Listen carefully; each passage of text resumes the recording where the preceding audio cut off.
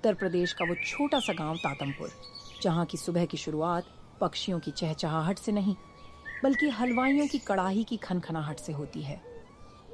धूल भरी गलियां, नीम के पुराने पेड़ और घरों के बाहर बिछी खाटें इस गांव की पहचान है।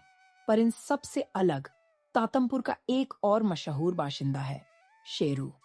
शेरू एक ऐसा कुत्ता जिसकी नाक हमेशा ताजी पूड़ियों की गंध ढूंढती रहती है और जिसका पेट कभी नहीं भरता।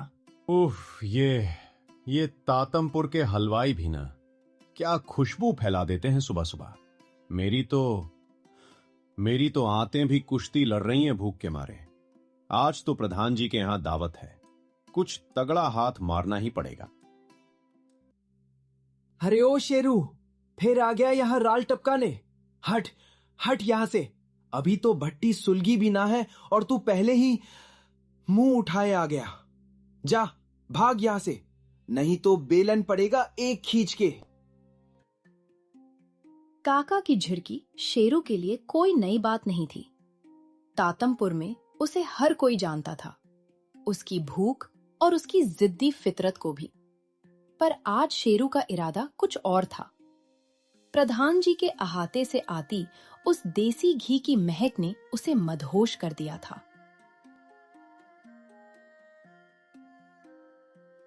बस थोड़ा और, अगर ये दरवाजा खुला मिल जाए तो मजा आ जाए। वो देखो, कचौड़ियां बन रही हैं। हे भगवान, आज बस एक बार छक्कर खिला दे, फिर मैं कभी लालच नहीं करूंगा। आ गया, बस थोड़ी दूरी और। वो रही कचौड़ियों की बारात, कैसी गर्मा गर्म और फूली फूली हैं। अगर एक भी मुंह लग गई तो समझो तातमपुर का सबसे बड़ा राजा मैं ही हूं। पर ये रामू नौकर, ये कमबख्त अपनी झाड़ू लेकर यहीं क्यों खड़ा है? अरे ओ, कहां मर गए सब के सब? ये कचौड़ियों की परातें यहां खुली क्यों छोड़ी हैं? तातमपुर के आवारा कुत्ते ताक लगाए बैठे होंगे। रामू, ओ रामू, झाड़ू मार इधर और देख कोई घुस न पाए। आया मालिक, बस अभी साफ सफाई करी देता हूं। कोई कुत्ता वुत्ता ना आने का यहां। मैंने कल ही शेरू को गली के उस मोड़ पर भगाया था। वो तो डर के मारे फिर कभी इधर का रुख ना करने का। हवेली के अंदर का नजारा किसी जंग के मैदान से कम नहीं था। एक तरफ कड़ाही में तेल उबल रहा था तो दूसरी तरफ मिठाइयों का ढेर लग रहा था। रामू की झाड़ू शेरू के लिए मौत के पैगाम जैसी थी, पर भूख तो डर से बड़ी होती है। शेरू ने देखा कि रामू का ध्यान जरा सा भटका है और बस यही था उसका मौका। बस एक झपट्टा। नहीं, रुक शेरू रुक, पहले वो रामू पीछे तो मुड़े। ले, मुड़ गया। अब मेरी बारी है। मिल गई, एक नहीं दो। पर ये तो गरम है। उफ, मेरा मुंह। अब भाग शेरू, भाग, इससे पहले कि वो रामू अपनी लाठी उठा ले। अरे पकड़ो, ये शेरू सब सत्यानाश कर गया। ओ मालिक, देखो, वो ले गया, मेरी नाक के नीचे से चुरा ले गया। नालायक, हरामखोर, पूरा खानदान देख रहा है और तू एक कुत्ते से कचौड़ी नहीं बचा पाया। पकड़ उसे। अगर वो गांव की गली पार कर गया तो तातमपुर में मेरी नाक कट जाएगी। तातमपुर की वो शांत दोपहर अचानक शोर शराबे में बदल गई। शेरू आगे और रामू के साथ 2-3 और गांव वाले पीछे पीछे। गलियों के मोड़ पर खड़ी गायें और खाट पर लेटे बुजुर्ग सब इस अनोखी दौड़ के गवाह बन रहे थे। शेरू का दिल धौंकनी की तरह चल रहा था, पर कचौड़ी का स्वाद उसके डर पर भारी था। बस थोड़ा और। वो रहा पुराना बरगद, वहां चढ़ गया तो ये रामू मुझे छू भी नहीं पाएगा। पर ये कचौड़ी इतनी भारी क्यों लग रही है? लगता है लालच ने मुझे धीमा कर दिया है। अरे अरे रुक जा मोए। आज तो तुझे तुझे तातमपुर की सीमा से बाहर ही खदेड़ दूंगा। ओ लड़कों, घेर लो इसे चारों तरफ से। मेरी नौकरी का सवाल है आज। ये कचौड़ी वापस लानी ही पड़ेगी। दत्त दत्त तेरी की, ये तो सबके सब पीछे ही पड़ गए। वो रहा बरगद। बस ये ऊंची जड़ें, अगर मैं इनके ऊपर चढ़ जाऊं तो बच जाऊंगा, पर ये कचौड़ी मुंह से फिसल रही है। अबे ओ रामू काका, रहने दे। शेरू, तेरे हाथ ना आने का। देख देख कैसे कूदा वो। अरे अरे, इसकी तो पूंछ फंस रही कांटों में। अब मजा आएगा। बरगद का वो विशाल पेड़, जिसकी जड़ें किसी दैत्य के हाथों की तरह फैली थीं, अब शेरू के लिए काल बन गया था। शेरू ने छलांग तो लगाई, पर उसकी किस्मत ने दगा दे दिया। उसकी पूंछ एक कंटीली झाड़ी में ऐसी उलझी कि हिलना भी मुहाल हो गया। पीछे से रामू और गांव वालों का शोर करीब आता जा रहा था। आओ आओ, मेरी पूंछ, ओह, कांटों ने पकड़ लिया। अगर मैं ये कचौड़ी छोड़ दूं तो शायद भाग पाऊं, पर इतनी मेहनत से चुराई है, ऐसे कैसे छोड़ दूं? वो रामू पास आ गया। अब कहाँ जावेगा मोए? देख ली अपनी फुर्ती। पूंछ फंस गई ना? अब निकालिए कचौड़ियां मुंह से, वरना आज तेरी खाल उधेड़ दूंगा मैं। पूछ, मेरी पूछ, मर गया। ये लाठी अगर सिर पे पड़ी तो तातमपुर में मेरी 13वीं ही होगी आज। क्या सच में ये 2 कचौड़ियां मेरी जान से कीमती हैं? नहीं। अरे ओ रामू, मार मत इसे। प्रधान जी पूछ रहे हैं कि दावत का क्या हुआ। जल्दी कर, वरना हम सबकी शामत आवेगी। उस पल शेरू को तातमपुर की सारी कहानियां याद आ गईं। उसे समझ आ गया कि लालच ने ही उसे इस जाल में फंसाया है। अगर वो एक कचौड़ी से मान जाता तो शायद आज आजाद होता। मौत को सामने देख शेरू ने वो फैसला किया जो उसके जैसे भुलक्कड़ और भुक्कड़ कुत्ते के लिए नामुमकिन था। ले जा अपनी कचौड़ी। मुझे नहीं चाहिए ये। नाउ, आजादी, मुझे बस भागना है यहां से। अरे ये तो भाग गया। कचौड़ियां तो मिट्टी में मिल गई। मुआ कुत्ता, कचौड़ी भी खराब कर गया और हाथ भी ना आया। अब प्रधान जी को क्या मुंह दिखाऊंगा मैं।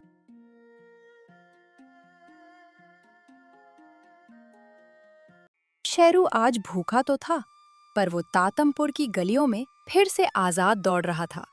उसमें सीख लिया था कि पेट की भूख तो मिट सकती है, पर लालच की आग सब कुछ भस्म कर देती है। तातमपुर की वो हलचल भरी दोपहर अब गहरी और खामोश रात में बदल चुकी थी। आसमान में आधा चांद बादलों के पीछे लुका छिपी खेल रहा था। गलियों में सन्नाटा पसर गया था, जहां सिर्फ झींगुरों की आवाज गूंज रही थी। शेरू, जो दिन भर की भाग दौड़ और डर से चूर चूर हो चुका था, अब अकेला गली के मुहाने पर खड़ा था।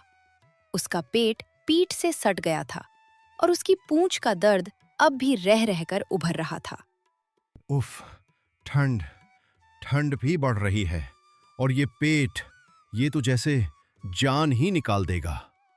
कहा तो मैं कचौड़ियों के सपने देख रहा था, और अब तो एक सूखी रोटी का टुकड़ा भी मिल जाए तो उसे खुदा की नेमत समझूंगा। लालच ने आज मेरा बुरा हाल कर दिया। कौन है बाहर? शेरू, बेटा, तू अभी तक यहीं है? दिन भर की आपाधापी के बाद तू भी थक गया होगा ना? रुक जरा, देखूं कुछ बचा है क्या? अम्मा, मुझे कुछ नहीं चाहिए, बस एक टुकड़ा। आज मैं समझ गया कि पेट भरने के लिए चोरी की कचौड़ी नहीं, हक की आधी रोटी ही काफी है। दादी ने अपनी कांपती हथेलियों से एक सूखी बासी रोटी का टुकड़ा शेरू की तरफ बढ़ाया। वो कोई आलीशान दावत नहीं थी, ना ही उसमें घी की महक थी, पर शेरू ने जब उसे अपने मुंह में लिया तो उसे वो दुनिया की सबसे स्वादिष्ट चीज लगी। रात का सन्नाटा अब और गहरा हो गया था। दादी की कोठरी के बाहर पुरानी टाट की बोरी पर लेटा शेरू अभी नींद की आगोश में जा ही रहा था कि अचानक हवा में कुछ बदला। बासी रोटी के टुकड़े ने उसके पेट को तो शांत कर दिया था, पर उसकी शिकारी आंखें और चौकन्ने कान तातमपुर की इस खामोशी में भी खतरे को भांप रहे थे। ये खुशबू, ये इंसानों के पसीने की गंध है, पर इस वक्त गांव की गलियों में कोई सीधा आदमी तो दबे पांव नहीं चलेगा। अबे ओ मक्खन, धीरे चल, ये तातमपुर के कुत्ते बड़े जालिम हैं।